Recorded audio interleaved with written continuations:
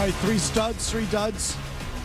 Patriots win in New Orleans. Greg, after extensive, exhaustive film study, Mazz from his couch.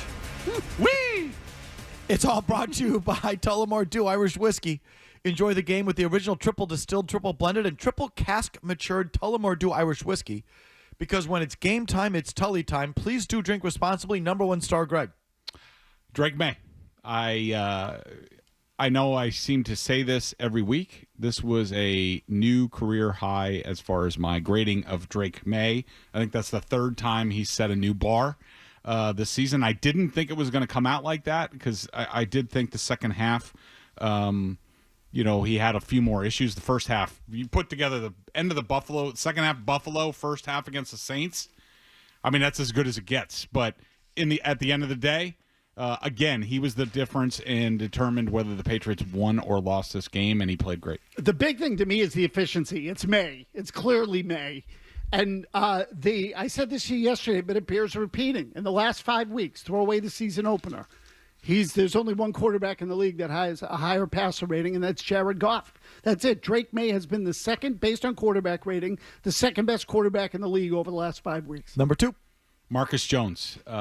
As good as Drake May was in this game, and he was, I don't think the Patriots win this game without Marcus Jones. He made 5. He ended 5 Saints drives, factored in, 5 different times, including all 4 where they had to settle for a field goal on the next play. He was outstanding, making plays on the ball. That play that he broke up with Olave, he rerouted the receiver.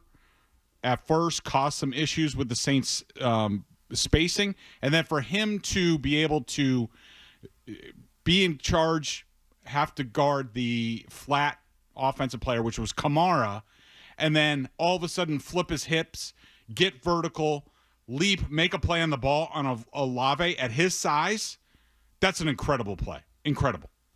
I went with Booty. I think Booty really over the first, third of the season has been like one of the unheralded players on this team. He's been pretty reliable every week. Number 3. Kayshon Boutte. 3 elite catches in this game. That's unreal. And I didn't have him negative for anything in this game, and that continues a trend. He's been great. Talk about a guy who you didn't think was going to be in this spot after 6 games. I mean, there's a lot of guys on this team, but namely Drake May and Kayshon Boutte. I mean, we talked about him in the offseason about possibly moving on from him, but he's been terrific. I want Greg to laugh. Christian Ellis. I thought he was actually half decent in this game. He had a pass breakup, punched a ball out on a fumble, felt to me like he was in the right place a lot more than he had been in the past. So I'll go Christian Ellis. I don't mind that. I mean, he did factor into that touchdown. Thank you, Greg. The read option touchdown. It wasn't exactly... Yeah, it wasn't exactly aggressive coming up, and I partially blame Harold Landry on that. But I did want to also point out other guys that I considered. Pop Douglas, Kayvon Chason had 7 quarterback pressures in this game, was a real factor, and Kyrus Tonga was, again, outstanding in the middle. Tonga made a couple plays in there. He did. Mm-hmm. Tough. Drew a holding penalty. Could have drawn another one. Greg loves the fat guy. I love Kyrus Tonga. Tonga truck. You know what? Their defensive line, even with the rotation they have, is pretty good. 3 down. Number 1 dud. Number 1 was Garrett Bradbury. He was everybody had a hand in the running game, and I'm sure we'll talk about it more. He had more of the blame than anybody else. He had a really rough time. It seemed like between him and Owenu and also Jared Wilson, Devon Godchow certainly came to play against his ex-team. Definitely had something to prove. They had a tough time with him in the middle.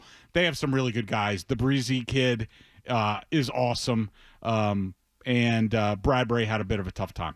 According to Pro Football Focus, by the way, Bradbury was the lowest graded center in the league. Wow. In Week 6. Wow. In the run game. The run game. I went with, who the hell did I go with? Carlton Davis. I'm down on him, man. I thought he was bad again this year. He feels like he's chasing a lot. Like it's a focus thing or what, but a guy will get by him, then all of a sudden there's 5 yards and he turns around and chases him. He does that a lot. Number 3. I think we're still on number 2. But anyways, Travion Henderson. I did not think he was good in this game. He had a drop on a screen. Now, it wasn't the cleanest screen in the world, but it was there. He catches it. He makes something out of it. Factored into the running game. Also had it wasn't a pressure. He did have one good blitz pickup on one of the touchdowns. I will give him that. But he also had one that wasn't as good, didn't result in pressure, but he had some cutback lanes that he did not see, continuing a trend. Kyle Williams feels like a complete zero when he's out on the field. Now number 3, please. Jared Wilson. He was second as far as run game responsibility. He's a lighter guy, smaller guy. This was a big defensive line in the Saints, and he had a rough time in this game. Efton. I thought he was real tentative on his kickoff returns, with the exception of maybe one of them that was pretty good. The rest of them, he looked like he didn't want to make a mistake. Terrified of making a mistake. And didn't he look slow, yes, too? That's what I mean. When you tentative. saw him out there, you'd be like, tentative. Oh, now I know why he's not active. He was timid. He was afraid of making a mistake. And I just don't know how fast he is. Okay. Thoughts on the run game. Why is it what it is? And if you want to go by EPA, they have the worst rushing offense in the NFL per EPA. 4th worst according to yards per carry, etc. Greg, what's the issue? It is everything, really. I don't think the plan or the plays are bad. You don't see plays where, there's 4 guys in the backfield. If you see guys in the backfield like you did in this game, there's been an error up front. And really, it's sort of everybody. You go by this game. So just in this game in particular, as far as number of plays where I thought they had some responsibility in a poor run or one that could have gotten a lot more. Because they do have runs. When I'm watching the film, I freeze it sort of when the back gets the ball. And then you look down at the play sheet and you're like, they only got three yards out of this? Or there's some... Even there was like a 7-yard gain where I'm like, well, if they do this and this on the second level and take a little bit better angle, then we're talking 20 yards. And so they're leaving a lot of plays on the field. Garrett Bradbury, 6. Jared Wilson, 5. Michael Winu, 4. These are negative plays in the run game. Yeah, these are number of plays they factored into poor run blocks. Got it. Michael Winu, 4. Will Campbell, 3. Ramondre Stevenson, 3. Travion Henderson, 2. Stephon Diggs, 1. He might have had another one. Hunter Henry, 1. Morgan Moses, 0. It's something different all the time. I will say this. I don't think that they're that far away. I think that they need more time on task.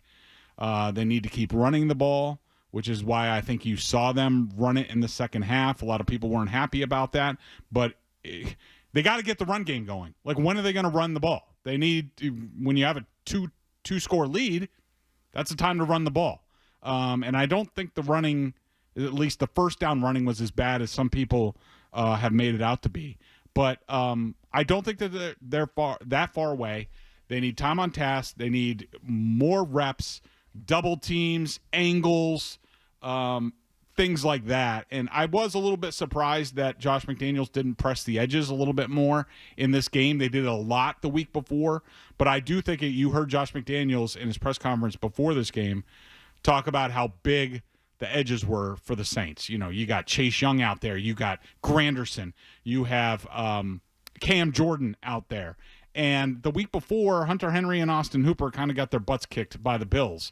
And can you ask Hunter Henry to do that every week and expect him to be healthy at the end of the season?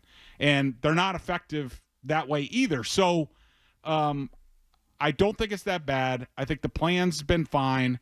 The execution has been lacking from just about everybody. It's been somebody different on every play. And they just need to keep after it, because this is not sustainable the way they're playing offense. You have in their rankings, they're 23rd in explosive rush rate, 24th in rushes for 0 or negative yards. You say it's been getting worse. 39% against New Orleans. Yep. 29th in rush yards over expected. Okay, so that the rush yards over expected is they're blocking better than they're running for. Yep. Is basically what you're saying there. Right. That there's more there than they're getting.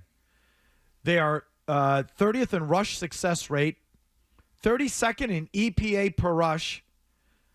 They are 31st in yards after contact. You get it? Yes. So they go down fast. They gain fewer yards than any team in the league other than one after first contact. They're not breaking any tackles, is another way to say that. Yet they are 16th in yards before contact. So to look at it one way, the offensive line in the run game is blocking at a league average rate. The runners are running at a bottom of the league rate, is pretty much what those numbers state. Yes. And is this something they have to do personnel-wise, Greg? Trade deadline. Look, it could help. I think there's a couple other factors that we need to acknowledge. On the backs, they might be running a little tentative right now because of the turnover thing. Both hands on the ball, all that stuff. Just wanting to make sure they can get as much as possible. Don't turn the ball over. And the other thing that we need to talk about is the offensive line. Outside of Will Campbell, what butt kickers do they have up front? I mean, it's a really sort of finesse line right now, and a bunch of nice guys, and I love them, and they're great for the media, and they're super nice. But like Jared Wilson, I mean, they're nice people. They're nice people. They're nice guys. Yes, They're nice guys that talk about in the locker room, right? Or talk to in the locker room. You need a Mankins in there. You need a nut puncher. Yeah, someone who's going to grab someone's sack. I mean, even David Andrews, love David Andrews, on game day in the trenches, he's kind of an a-hole. Like Garrett Bradbury is not. Jared Wilson is not. Michael Wenu, I don't think he's pancaked anyone in his entire career. And Morgan Moses is more of a pass blocker, sort of finesse, also, super nice guy. So the way they're constituted right now, there's no guys who are going in there and biting people's kneecaps and, cheap shots. And you can't teach mean. You got to get someone mean. You want to get mean, you got to get mean guys. Yeah. So they lack attitude up there. Yeah, they're just, they're not eating glass or anything up front. Outside of Will Campbell, Will Campbell, I'd like that guy in an alley with me. Other guys, I don't know. Okay. You need a couple of guys that are going to grab some nuts.